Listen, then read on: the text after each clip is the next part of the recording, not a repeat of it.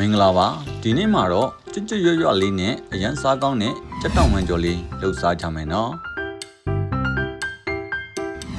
အရင်ဆုံးကြက်တောင်မှန်တွေတဲကိုစာအနှဲငယ်ရှာလကာရီထည့်ပြီးနေလိုက်ပါမယ်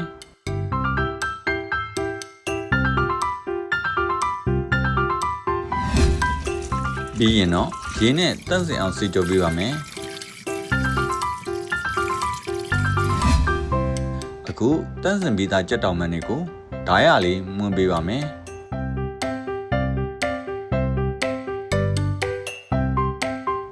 ကြက်သွမိတ်နဲ့ချင်းကိုလည်းပြင်ဆင်ထားပါမယ်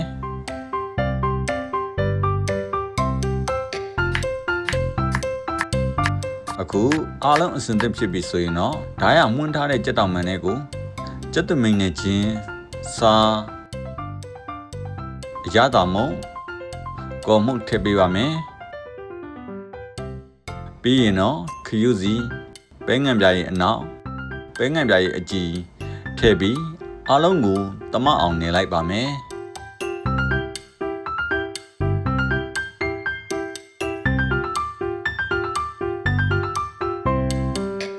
အရသာဝင်အောင်ခဏလေးနှက်ထားလိုက်ပါမယ်ကြက်ဥတစ်လုံးကိုခလောက်ပြီးတော့နှက်ထားတဲ့ကြက်သားတွေကိုထည့်ပေးပါမယ်ကြက်ဥနဲ့လည်းတမအောင်ထပ်ပြီးတော့နေလိုက်ပါမယ်အခုဆိုရင်ကြော်ဖို့အတွက်ကြက်တောင်မှန်လေးလည်းအစင်သစ်ဖြစ်နေပါပြီတဲဦးလေးကိုစီထည့်ပါမယ်စီပူလာပြီဆိုရင်တော့ကြက်တောင်မှန်လေးတွေကိုတစ်ခုချင်းထည့်ပြီးကြော်ပေးပါမယ်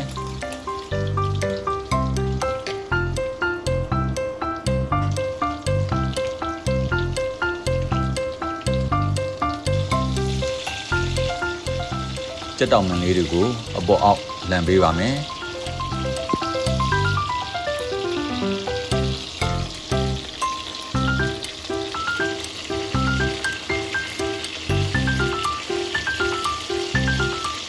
အခုဆိုရင်တော့အပြင်ဘက်ကရွှေရောင်ရဲရဲလေးနဲ့ကျွတ်ရလာပြီဆိုရင်တော့ဆဲလို့ရပါပြီ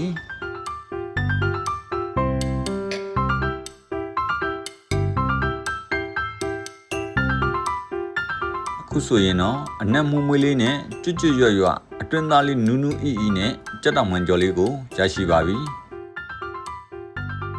အချင်းရင်လေးနဲ့တိုးစားလိုက်ရင်တော့အရင်လိုက်ဖက်တာမို့အိမ်မှာလဲလှုပ်စားကြည့်ကြပါအောင်နော်